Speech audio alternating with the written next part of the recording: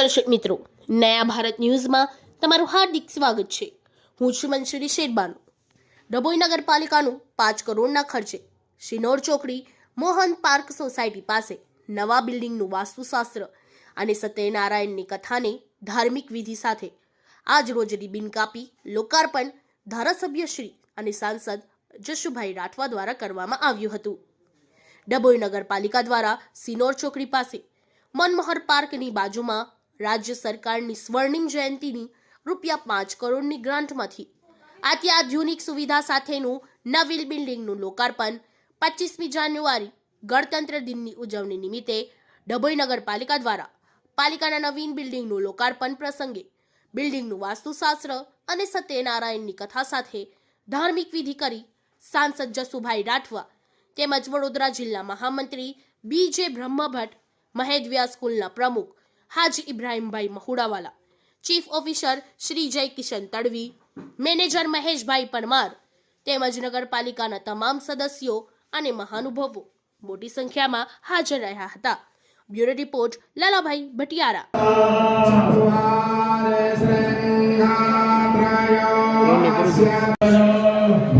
ચમચીમાં પાણી જો ભરી એકલા પકડવાનું એક ડબલ ચમચીમાં થશે આલવાની હાથે એટલે ભરી એકલા પકડવાનું નારાયણાય સમન્વયામે ક્ષમા માંગી લેવાનું આવાહમ ન જાનામે નો જાનામે તવો જાનાય।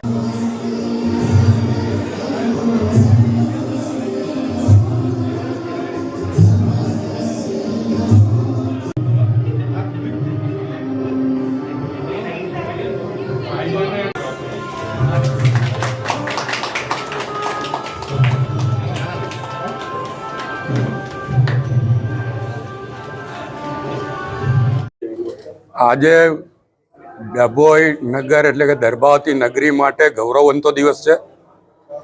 100 વર્ષ ઉપરાંતથી જે નગરપાલિકાનું બિલ્ડિંગ હતું એની જગ્યાએ આજે નવા બિલ્ડિંગનું લોકાર્પણ કરવામાં આવ્યું છે।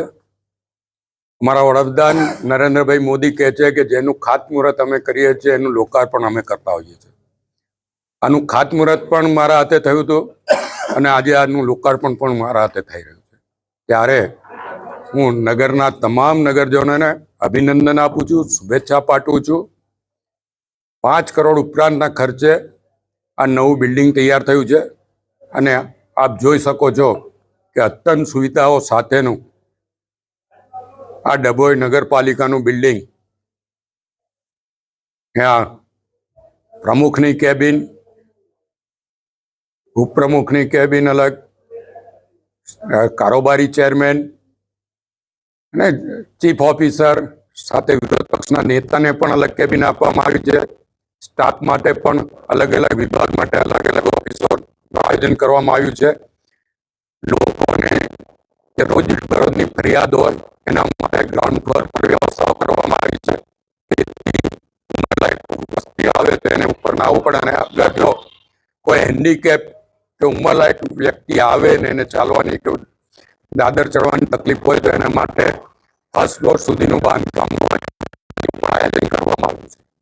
એટલે એક સુંદર આધુનિક બિલ્ડિંગ આજે દર્ભાવતી નગરીના નગરજનોને લોકાર્પણ કરવામાં આવ્યું છે। આજે વર્મી કમ્પોસ્ટ પ્લાન્ટનો પણ 5 કરોડ આજના દિવસે દર્ભાવતી નગરીમાં 12 કરોડ 68 લાખ રૂપિયાના કામોનું લોકાર્પણ કરવામાં આવ્યું છે। આને માટે હું તમામ નગરજનોને અભિનંદન આપું છું। ન ભૂતો ન ભવિષ્યથી એવું આજે આ નગરી માટે થઈ રહ્યું છે।